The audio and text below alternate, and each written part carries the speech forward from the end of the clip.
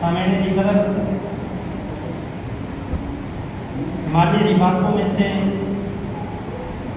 ایک زکوٰۃ ہے اور ایک عشر ہے۔ جس طرح زکوٰۃ کا ثبوت قرآن اور حدیث سے ہے، اسی طرح عشر کا ثبوت بھی قرآن اور حدیث دونوں سے ہے۔ اللہ رب العزت کی ذات نے قرآن کریم میں ارشاد فرمایا، یا ایھا الذین آمنوا انفقوا من طیبات ما کسبتم ومما اخرجنا لکم من الارض، کہ اے ایمان والو تم اس مال میں سے خرچ کرو جو مال تم نے خود کمایا ہے، اور اس پیداوار میں سے بھی خرچ کرو جو پیداوار ہم نے تمہارے لیے زمین سے نکالی۔ اور ایک اور جگہ پر اللہ نے ارشاد فرمایا، وَآتُوا حَقَّهُ يَوْمَ حَصَادِهِ، تم اس زمین کا حق اسی دن ادا کر دیا کرو جس دن تم اپنی زمین کے غلے کو اٹھاتے ہو۔ تو مفسرین نے فرمایا حقہ سے مراد یہ عشر ہی ہے۔ بخاری شریف کے اندر ایک حدیث ہے، حضرت عبداللہ بن عمر رضی اللہ عنہ اس کے راوی ہیں کہ نبی علیہ السلام سے پوچھا گیا کہ اللہ کے رسول عشر کی مقدار کتنی ہے؟ تو نبی علیہ السلام نے فرمایا کہ وہ زمین جو زمین بارانی ہے، یعنی بارش وغیرہ کے پانی سے سیراب ہوتی ہے، تم اس کا 10واں حصہ نکالا کرو، اور وہ زمین جس کو تم آہٹ وغیرہ کے ذریعے، کنویں وغیرہ کے ذریعے سیراب کرتے ہو، اس کا تم 20واں حصہ نکالا کرو۔ تو اس حدیث سے پتہ چلتا ہے کہ عشر کی مقدار بھی بیان کی گئی، اور گویا عشر جو ہے وہ واجب نہیں ہے۔ لیکن عشر کے وجود کے لیے چند شرطیں ہیں۔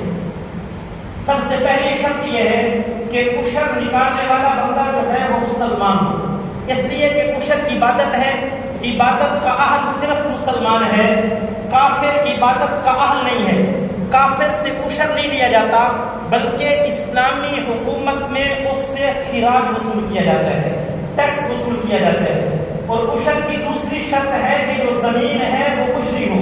میرے بھائیو، زمینیں دو طرح کی ہوتی ہیں، ایک زمین عشری ہوتی ہے، ایک زمین خراجی ہوتی ہے۔ عشری زمین اس زمین کو کہا جاتا ہے جس کے مالک ابتدا سے ہی مسلمان ہو، یا اس زمین کو کہا جاتا ہے کہ مسلمانوں نے کسی ملک پر حملہ کیا، اللہ کی ذات نے فتح عطا فرما دی، پھر اس زمین کو مسلمانوں کے درمیان تقسیم کر دیا گیا، یہ بھی عشری زمین ہوگی۔ اور تیسری وہ زمین ہوتی ہے کہ ایک جو بندہ تو کافر تھا اس کا مالک، لیکن خود بخود مسلمان ہو گیا، اب وہ والی زمین بھی عشری زمین کہی جائے گی۔ ان تین طرح کی زمینوں کو عشری کہتے ہیں، ان کے اوپر عشر واجب ہوگا۔ اور جو ان تین طرح کی زمینوں کے علاوہ باقی زمینیں ہیں، مثلا اس وقت بھی جو کافروں کے پاس موجود ہیں، ان سے عشر نہیں بلکہ ان سے خراج وصول کیا جائے گا، یعنی ٹیکس وصول کیا جائے گا۔ اور تیسری شرط اس کی یہ ہے کہ زمین کے اندر پیداوار ہو۔ اگر زمین ویسے خالی ہی پڑی رہی تو اس زمین پر کوئی عشر نہیں ہے۔ اور چوتھی شرط یہ ہے کہ جو پیداوار زمین کے اندر ہوئی ہے وہ پیداوار مقصود ہو، مقصودی ہو، بندے نے خود قصداً اسی کی جو ہے اس کو لگایا ہو اور اس سے پیداوار حاصل کی ہو۔ لہذا ایک بندہ گندم لگاتا ہے اور گندم کے اندر کچھ گھاس اگ جاتا ہے، یہ مقصود نہیں ہے، لہذا اس کے اوپر کوئی عشر نہیں ہوگا۔ گندم لگائی ہے، گندم جو دانے ہیں وہ تو مقصودی ہیں، لہذا ان کے اوپر عشر ہوگا۔ جو بھوسا ہوتا ہے وہ مقصودی نہیں ہوتا، اس لیے اس بھوسے کے اوپر جو ہے وہ عشر واجب نہیں ہوگا۔ لیکن اگر ہم نے ایک فصل لگائی ہے، اسی کے اندر قصداً ہم نے ایک اور فصل لگا لی، جیسے ہم گندم لگاتے ہیں، گندم کے اندر ہم رایا لگا دیتے ہیں، جس طرح گندم کا عشر واجب ہے، اب اس رائے کے اوپر بھی عشر واجب ہوگا۔ ہم گنا لگاتے ہیں، گنا کے اندر پیاز کاشت کر لیتے ہیں، اب جس طرح گنا کے اوپر عشر واجب ہوگا، اسی طرح اب پیاز کے اوپر بھی عشر واجب ہوگا، اس لیے کہ اب یہ دونوں فصلیں مقصودی ہو چکی ہیں۔ دونوں کا ثبوت اگرچہ قرآن اور حدیث سے ہے، لیکن زکوٰۃ اور عشر کے اندر تھوڑا سا فرق ہے۔ میرے بھائیو، آپ جانتے ہیں زکوٰۃ کے لیے نصاب ضروری ہے، لیکن عشر کے لیے کوئی نصاب نہیں ہے۔ جتنی مرضی پیداوار ہوئی ہے، تھوڑی ہوئی ہو یا زیادہ ہوئی ہو، اس میں سے عشر نکالنا واجب اور ضروری ہے۔ آپ جانتے ہیں جو زکوٰۃ ہے اس کے لیے مال پر 1 سال کا گزرنا ضروری ہے، جب سال گزرتا ہے پھر زکوٰۃ واجب ہوتی ہے، لیکن عشر کے لیے سال گزرنا کوئی ضروری نہیں ہے۔ آپ نے زمین سے 1 سال کے اندر 4 مرتبہ پیداوار حاصل کی ہے، چاروں مرتبہ اس کے اوپر عشر واجب ہو جائے گا۔ اور تیسرا فرق یہ ہے کہ میرے بھائیوں جو زکوٰۃ ہوتی ہے یہ نابالغ کے مال پر واجب نہیں ہوتی، بالغ پر واجب ہوتی ہے، لیکن اگر کسی نابالغ کے پاس زمین ہے اور اس سے پیداوار ہوئی ہے تو اس نابالغ کی زمین کی پیداوار پر بھی عشر ہوگا۔ اور چوتھا فرق یہ ہے کہ میرے بھائیوں زکوٰۃ کے لیے اگر کسی بندے کے اوپر قرضہ ہو تو ہم اس قرضے کو پنہا کرتے ہیں، قرضے کو نکال لیتے ہیں، جو مال باقی بچتا ہے اس پر زکوٰۃ واجب ہوتی ہے، لیکن عشر کے لیے بندہ جتنا مرضی مقروض ہو کسی قرض کو نکالا نہیں جائے گا، بس جو پیداوار زمین سے نکلی ہے بس اس پیداوار پر عشر جو ہے وہ واجب ہو جائے گا۔ یہ 4 طرح کے زکوٰۃ اور عشر کے اندر فرق ہیں، اور دو مسئلے جو ہیں میرے بھائیوں وہ بھی ذہن نشین کر لیجئے۔ ایک مسئلہ یہ ہے کہ میرے عزیزوں یہ جو عشر ہے یہ مالک کی زمین پر نہیں ہوتا، بلکہ یہ جو عشر ہے یہ مالک کی پیداوار پر ہوتا ہے۔ جو شخص پیداوار کا مالک بنے گا عشر بھی وہی ادا کرے گا۔ اگر کسی بندے نے دوسرے بندے کو زمین ٹھیکے پر دے دی ہے، اس نے پیسے وصول کر لیے، اب اس کے پیسے اگر پڑے رہیں گے تو اس کے اوپر زکوٰۃ تو ہوگی لیکن اس کے اوپر عشر نہیں۔ ٹھیکیدار نے چونکہ اس سے پیداوار حاصل کی ہے، اٹھائی ہے، لہٰذا وہی جو ٹھیکیدار ہے اس کا عشر ادا کرے گا۔ اور دوسرا مسئلہ ذہن نشین کر لو، اگر کسی بندے نے اپنی زمین بٹائی پر دے دی ہے، کسی کو مزارے رکھ لیے ہیں، مزارعت پر دے دی ہے، کہا ہے کہ زمین میری ہے لیکن اس کی جو پیداوار ہے ہم آدھی کام تم کرو گے، اس کی پیداوار ہم آدھی آدھی کریں گے۔ اب اس پیداوار کے مالک دونوں بن گئے، وہ بندہ بھی بن گیا مزارے بھی اور یہ مالک بھی بن گیا۔ جس کے حصہ کے اندر جتنی پیداوار آئی ہے اس کے اوپر میرے بھائیوں عشر ادا کرنا ضروری اور لازمی ہوگا۔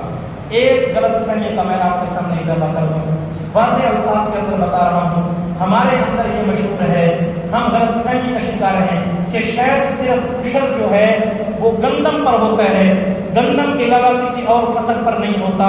قرآن کریم کے واضح الفاظ میں نے آپ کے سامنے پڑھے ہیں، اللہ فرماتے ہیں وَمِمَّا أَخْرَجْنَا لَكُم مِّنَ الْأَرْضِ، جو کچھ بھی تم نے زمین سے حاصل کیا ہے اس پر عشر واجب ہوگا۔ امام ابو حنیفہ رحمۃ اللہ علیہ کا قول مشہور ہے، وہ فرماتے ہیں کل ما خرج من الارض فلہ عشر، زمین سے جو کچھ نکلے گا اس کے اوپر عشر ادا کرنا واجب اور ضروری ہوگا۔ آپ نے پٹھے بوئے ہوئے ہیں ان کے اوپر بھی عشر ہے، رایا بویا ہوا ہے اس کے اوپر عشر ہے، گنا بویا ہوا ہے، جو کچھ بھی آپ زمین سے حاصل کر رہے ہیں جتنی مرتبہ حاصل کریں گے اتنی مرتبہ میرے بھائیوں عشر جو ہے وہ واجب ہو جائے گا۔ جب ہم عشر ادا کر دیں گے تو پھر ہمیں حاصل کیا ہوگا؟ ایک تو ہم اللہ رب العزت کے حکم کو پورا کرنے والے ہوں گے، اور دوسرا کیا فائدہ ہوگا؟ آپ نے شیخ زکریہ رحمۃ اللہ علیہ کی فضائل اعمال بارہا مرتبہ پڑھی ہوگی، سنی ہوگی، اس کے اندر وہ ایک حدیث لے کر آئے ہیں کہ نبی علیہ الصلوۃ والسلام نے فرمایا ایک شخص پہاڑوں کے اندر موجود تھا، اس نے بادلوں سے ایک آواز سنی کہ فلاں جگہ پر جاؤ، فلاں آدمی کے کھیت کو تم سیراب کرو۔ یہ سننے والا شخص کہتے ہیں میں بڑا متعجب ہوا، میں ان بادلوں کے پیچھے پیچھے ہو گیا، یہ بادل ایک ندی پر گئے، وہاں پر یہ سیراب ہوئے، پھر چلتے ہوئے ایک کھیت پر آئے، وہاں پر جم برسنے لگے، وہاں میں نے ایک شخص کو دیکھا کسی اٹھائے ہوئے ہے، کھڑا ہوا ہے، میں نے اس سے اس کا نام پوچھا، جب اس نے نام بتایا تصدیق ہو گئی یہ وہی شخص ہے۔ میں نے اس کے عمل کے بارے میں پوچھا، وہ بتانے لگا میرا عمل یہ ہے کہ جب میری پیداوار ہو جاتی ہے 3 حصے کر لیتا ہوں، ایک حصہ اس زمین کے اگلے اخراجات کرنے کے لیے، ایک حصہ اپنے گھر کے اندر اپنے بچوں کے لیے، ایک حصہ اللہ کے راستے میں نے اللہ کے راستے کے حصے کو کبھی کم نہیں کیا ہے. اس لیے وہ کہتے ہیں جب میں اللہ کا حق ادا کر دیتا ہوں میں بالکل ٹینشن فری ہو جاتا ہوں کہ میں یقین ہو جاتا ہے کہ میرے کھیت کو کوئی مصیبت آ کر برباد نہیں کر سکتی. میرے بھائیوں اللہ کی ذات ہم سے تیسرا حصہ نہیں مانگتی، نہ میں آپ سے کہہ رہا ہوں تیسرا حصہ ادا کرو. جو ہمارے کھیت ہیں ان کھیتوں کے اوپر 20واں حصہ واجب ہوتا ہے، بس آپ 20واں حصہ ادا کر دیں. یقین کریں آپ کے جو کھیت ہیں وہ سارے کے سارے مصیبتوں اور تکلیفوں سے محفوظ ہو جائیں گے. میرے پیغمبر کی ایک اور حدیث ہے، آقا نے فرمایا جو شخص اللہ کا حق ادا کر دیتا ہے شر اس کے کھیتوں کے قریب بھی نہیں جاتا. میرے بھائیوں اللہ کی ذات نے دیا ہے، زمینیں دی ہیں، خوشحالی کی زندگی دی ہے، اس لیے جب پیداوار اگاتے ہیں زیادہ اپنے گھر کے اندر لے کر آتے ہیں تو 20واں حصہ اللہ کے راستے میں دینا، اس کو میرے بھائیوں خوش دلی کے ساتھ دینا چاہیے. دعا ہے خدا کی ذات خوش دلی کے ساتھ شکر ادا کرنے کی توفیق عطا فرمائے. وما علینا الا البلاغ المبین. ہم